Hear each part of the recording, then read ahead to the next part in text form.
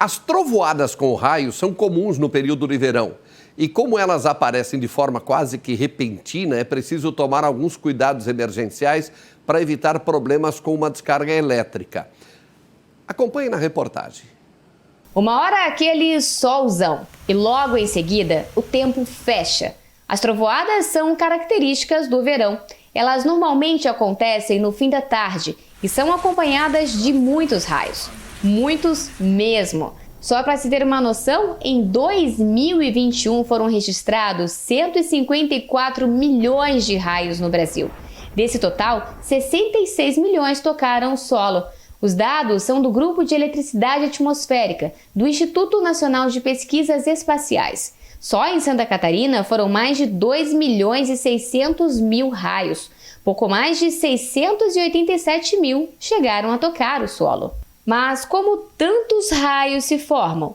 O doutor em física Marcelo Girardi explica. Existe um imaginário popular de que as nuvens são de algodão e são sistemas tranquilos, mas não são. Quando a gente entende a física da atmosfera e a própria meteorologia da formação e dos sistemas de nuvens, as coisas dentro das nuvens elas não são tranquilas. Existem fluxos de ar ascendentes, descendentes, cristais de gelo, gotículas de água. Então, toda essa movimentação no interior da nuvem acaba eletrizando essas substâncias que estão lá dentro. E isso é o que a gente chama comumente de eletricidade estática. Muita gente já ouviu falar sobre isso.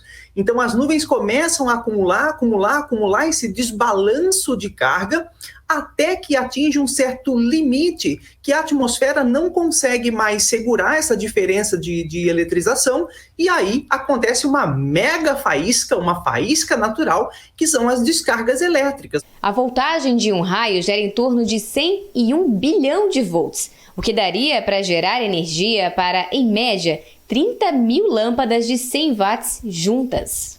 Descarga elétrica que pode ser fatal em pessoas que estejam próximas a algum ponto de queda de raios. Por isso, é importante se precaver e tomar alguns cuidados. Durante uma tempestade elétrica, se você começa a ver relâmpago, ouvir o trovão, que são coisas diferentes, é hora de se abrigar. Então, os abrigos, em geral, as residências, os apartamentos, principalmente se tiver proteção de para-raio, são os lugares mais seguros, porque a própria estrutura da residência já nos protege ali dentro. Então ninguém vai estar sentado no sofá e levar uma descarga elétrica do nada. Isso não acontece, porque a gente está protegido pela estrutura da residência. Então ficar em casa, ir para um abrigo, especialmente com para-raio, é sempre a melhor opção. Mas se você não tiver como chegar em casa, o cuidado precisa ser redobrado. Olha, uma informação importantíssima é que em caso de trovoadas, nunca se abrigar embaixo de árvores. O motivo é que normalmente elas são bem maiores que outros objetos, por isso são fortes condutores de energia elétrica. E uma outra orientação para os proprietários de residências. É preferencial podar essas árvores ou até mesmo não tê-las próximo de fiações elétricas. Segundo o gerente-geral dessa cooperativa de distribuição elétrica de Forquilinha, a maior parte dos casos em que falta energia durante uma trovoada é causada por galhos de árvores que vão parar na rede elétrica, causando curto-circuito e a rede desarma.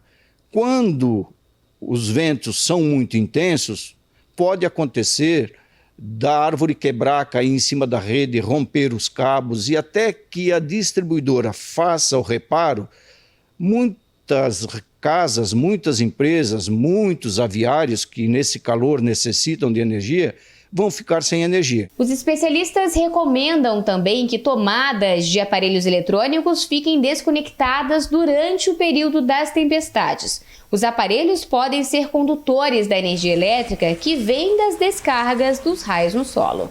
Desligar os aparelhos eletrodomésticos das tomadas, né? Se não desligar da tomada, mas procurar utilizar as tomadas que usa aqueles 3 pinos, né? Os 3 pinos, um daqueles pinos é o fio terra. Então, se há uma descarga atmosférica, geralmente existe o aterramento. Então, a descarga ela vai para o aterramento, para que não haja problema com os eletrodomésticos dentro de casa, televisores, ar-condicionado, refrigeradores, enfim. E um último recado.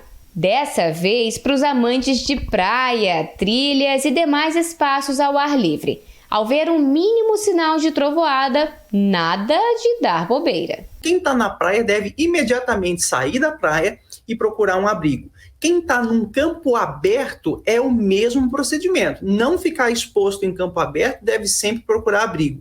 Uma floresta, um bosque denso, ele é sempre mais seguro que o campo aberto. Agora, se houver apenas uma ou duas árvores no meio do campo aberto, não se deve correr para embaixo dessas árvores, justamente porque ela passa a ser um pontiagudo no terreno e pode acabar sendo atingida por um raio.